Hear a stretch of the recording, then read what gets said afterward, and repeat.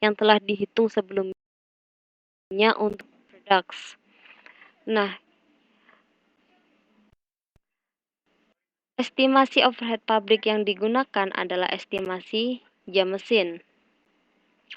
Asumsikan jam mesin aktual dari Jewett Products adalah sebesar 18.900 dan biaya overhead pabrik aktual adalah 292.000. Overhead pabrik dibebankan selama periode ini adalah 18.900 $15. Jadi adalah penggunaan jam mesin aktual 18.900. Untuk overhead pabrik yang digunakan berdasarkan dengan jam mesinnya adalah $183.500. Nah, bagaimana ayat jurnal umum yang diiktisarkan pembebanan overhead? Di sini adalah proses overhead yang dibebankan sebesar $83.500.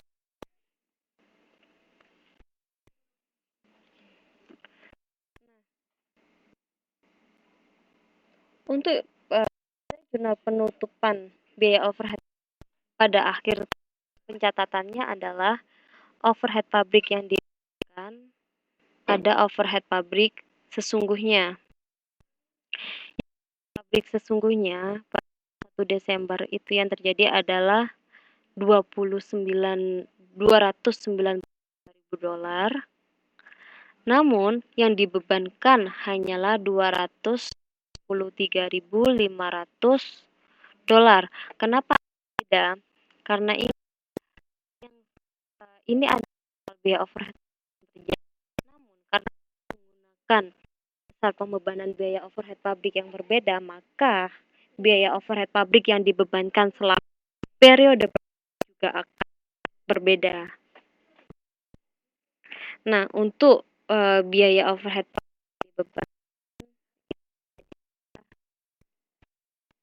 dia akan mengurangi biaya overhead pabrik aktualnya atau biaya aktualnya.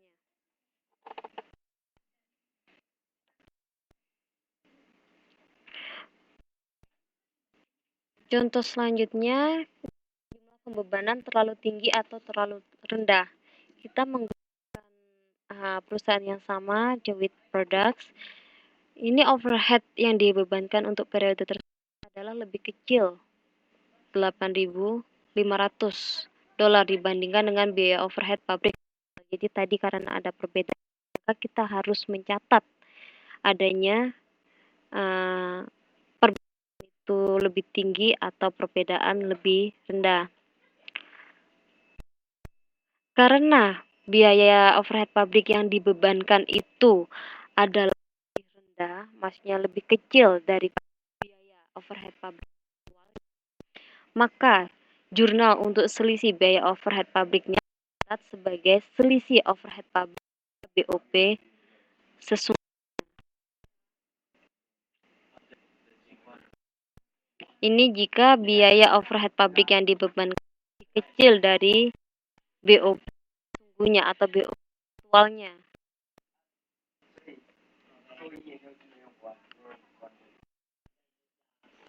Nah, bagaimana pemindahan selisih BOP dari rekening BOP sesungguhnya ke rekening selisih BOP? Jadi di sini yang pertama kita mencatat BOP sesungguhnya selama satu proses produksi berapa.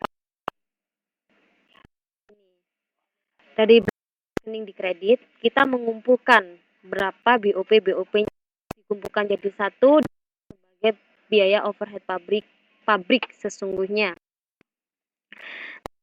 Setelah proses produksi selesai, kita membebankan biaya tersebut tergantung dengan dasar kita membebankan BOP. Nah, setelah diketahui apa BOP yang digunakan di sini, maka kita pindahkan ke BOP sesungguhnya. Dia mengurangi sesungguhnya jika dibebankan itu lebih kecil BOP sesungguhnya. Nah, setelah kita mengetahui BOP yang dibebankan ini, maka kita bisa mencatatnya atau memasukkannya kepada rincian barang dan proses atau BDP. Ini adalah BOP yang di sini adalah BOP berdasarkan tarif. Nah, dalam satu jurnal BOP ini karena dua macam jumlah, yaitu BOP sesungguhnya BOP yang digunakan, maka pasti selisih. Jika selisih lebih kecil, jika selisih BOP yang dibebankan lebih kecil dari BOP, maka selisih dicatat kolom karena dia lebih BOP sesungguhnya yang di sebelah debit ini lebih besar dari BOP dibebankan pada sebelah kredit. Jika BOP sesungguhnya ini kecil dari BOP yang dibebankan, maka dicatat pada bagan ini atau skema ini bisa dimengerti.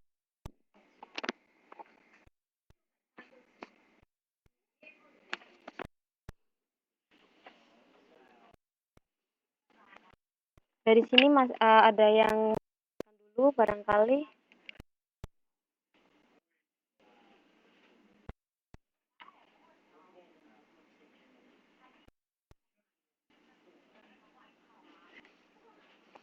Jika nggak ada, saya lanjutkan.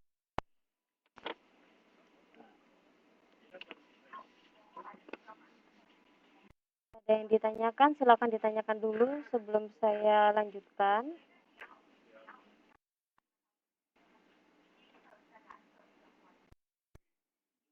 Silakan.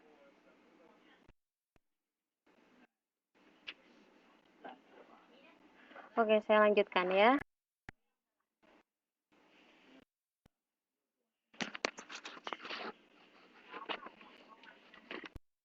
Ini contoh perlakuan selisih biaya overhead pabrik. Jadi selisih BOP dibagikan kepada rekening-rekening persediaan harga pokok penjualan. Jadi jika ada selisih BOP, itu nggak akan hanya disimpan oleh bagian produksi saja, akan dibagi-bagikan. Karena yang digunakan itu nggak besar, sudah dikumpulkan oleh departemen produksi, departemen.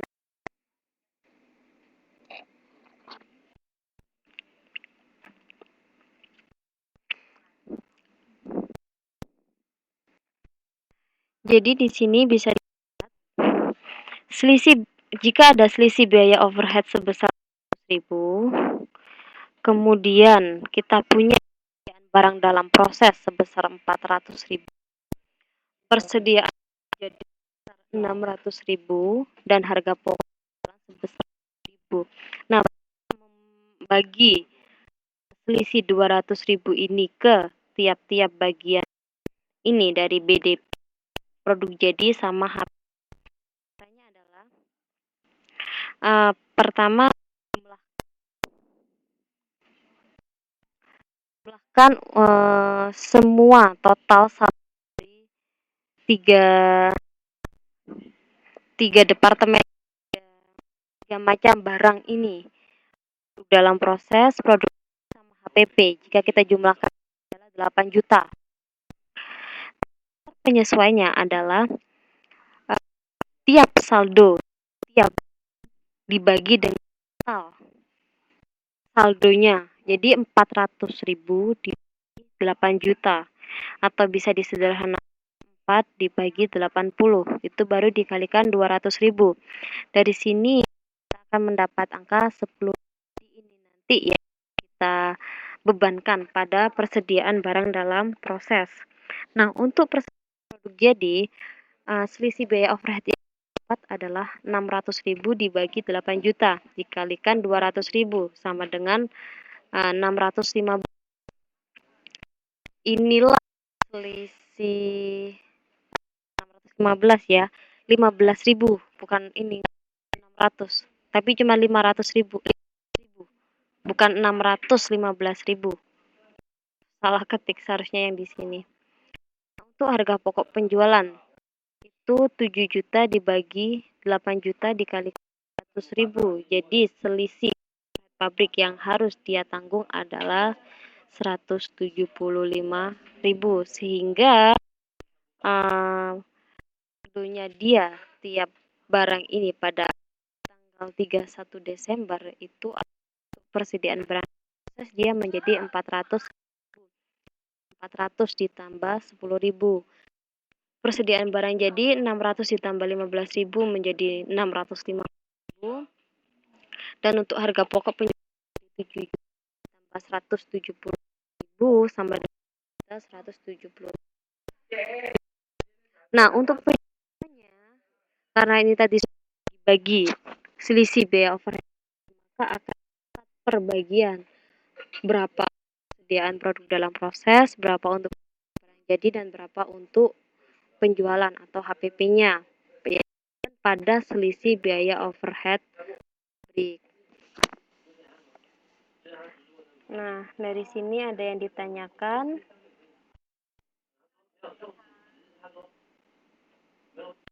Yang selanjutnya, bagaimana perlakuan terhadap BOP-nya itu sendiri.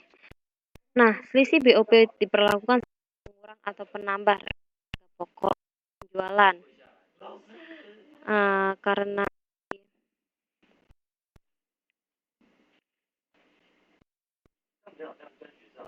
Karena ini ada selisih lebih kecil, maka dia mengurangi harga pokok penjualan.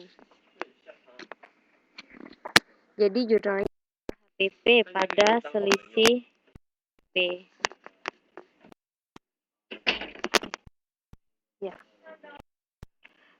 Akhir dari modul 3. Ada yang ditanya. Cepat sekali ya.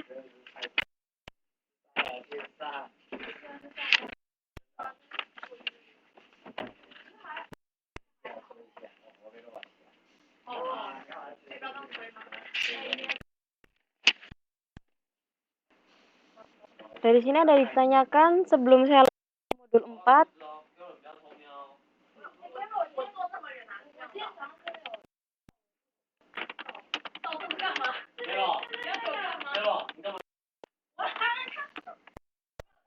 Ini adalah akhir dari modul 3. Sebelum saya lanjut ke 4, barang ada yang mau ditanyakan. Halo teman-teman.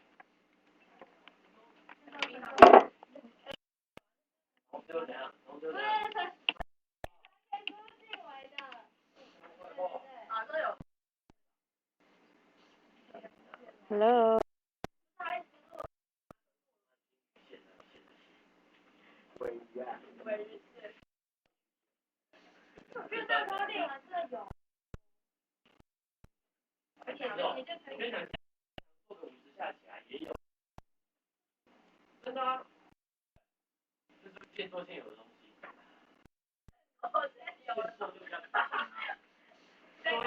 Ada yang ditanyakan atau modul 4?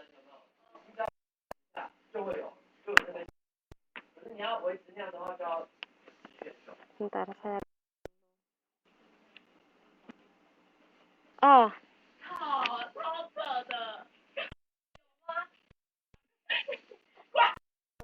Oke, let me think.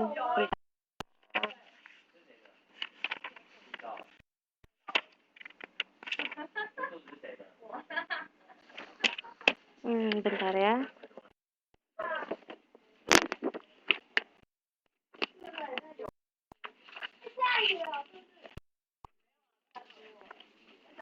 Sebaiknya hari ini kita sudah habiskan 2 modul.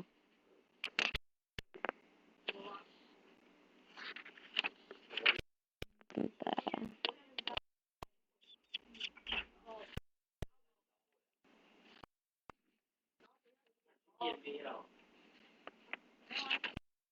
Saya carikan